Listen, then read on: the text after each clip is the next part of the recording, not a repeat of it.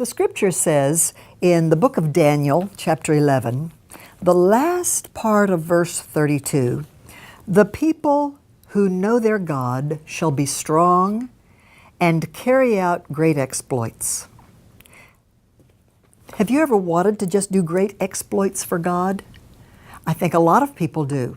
I think we all should want to do great things for God, to advance His cause in the earth, to demonstrate His power, His goodness, His miracles among people so they'll believe in Christ. So doing great exploits, desiring to do great exploits, is not a matter of just ambition. It's not a matter of personal pride to cause ourselves to be flaunted or elevated in people's eyes. No, I think God puts within every believer a desire to do great exploits. Well, what is the secret to doing great exploits?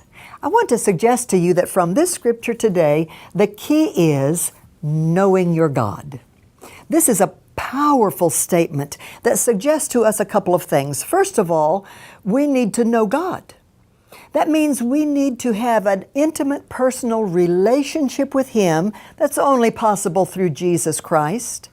And when I say that, I'm not talking about just through Jesus as the sacrifice. Yes, that's true.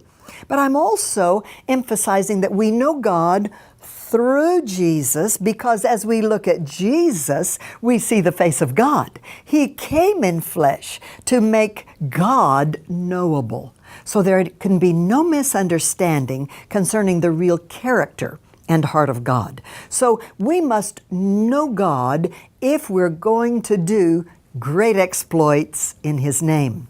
But there's another clue in that statement. The scripture says the people who do these great exploits know their God. That makes it very personable. Very personal. Who is your God? Do you know your God? Or do you just know the God of your denomination, or the God of your church, or the God of your pastor, or whoever the spiritual leader is in your life? Do you know your God? Has your God proven Himself to you? Do you trust Him completely? Have you proven His faithfulness? You see, as we walk through life and we experience the presence of God, and we truly put Him to the test through the tough things of life, and of course through the glorious things that come to us through life. In all of these things, we are gaining a knowledge of God. So I want to suggest to you today, first of all, desire to do great exploits. There's nothing too hard for you with God Himself working through you. The Apostle Paul said, I can do all things through Christ who strengthens me. That's great exploits. That's your inheritance as a child of God. So first of all, desire to do great things for God.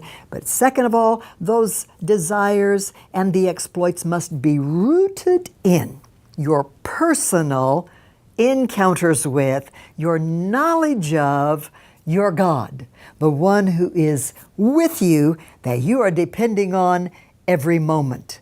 Watch as the great exploits begin to happen in your life as you focus on God through Christ and what He wants to do through you.